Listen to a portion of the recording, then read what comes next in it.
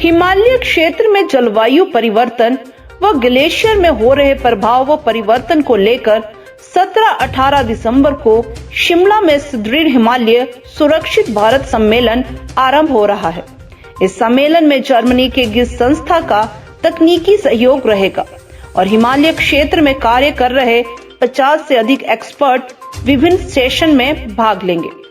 2 दिवसीय सम्मेलन में जर्मनी के भारत में एम्बेसडर भी शामिल होंगे और मुख्यमंत्री जयराम ठाकुर सम्मेलन का शुभारंभ करेंगे।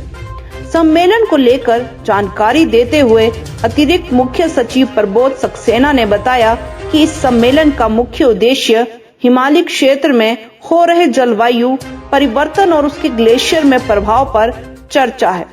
सम्मेलन में विशेषज्ञों द्वारा 5 टेक्निकल सेशन होंगे, जिसमें 7-8 एक्सपर्ट अपने विचार साझा करेंगे, जिसकी रिपोर्ट भी तैयार की जाएगी।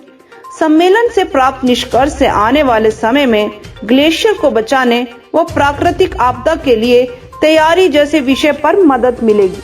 मैंने आपको बताया कि 2 दिवसीय है, 18 को है और 19 को है। 18 को प्रथम सत्र में जो है इसका उद्घाटन होगा, जिसमें कई महत्वपूर्ण लोग सम्मिलित होंगे। माननीय मुख्यमंत्री इसका उद्घाटन करेंगे और विशेष रूप से हमारे मुख्य सम्मानीय अतिथि जो है वो जर्मनी के एम्बेसडर हैं। जर्मनी के एम्बेसडर इसलिए हैं कि इस सारे कार्यक्रम में जो GIZ जो जर्मनी का टेक्निकल विंग है वो हमारा सहयोगी है और इसमें मिस्टर वांगचुंग भी आएंगे और एक आध लोगों के रिकॉर्डेड मैसेजेस भी होंगे।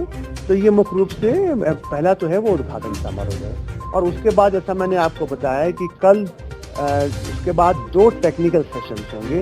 जिस टेक्निकल सेशन में हमने करीब 9 एक्सपर्ट्स को बुलाया है और वो अपनी अपनी बात को रखेंगे। टेक्निकल सेशन जो उसका जो एक्चुअल टॉपिक है उसको होगा और 2 कल होंगे और 3 परसों होंगे। 5 टेक्निकल सेशन होने के बाद माननीय राज्यपाल महोदय जो हैं वो इसका समापन करेंगे और उसमें जो है सेशन की जो 2 दिन की जो गतिविधि है उसकी रिपोर्ट प्रस्तुत की जाएगी।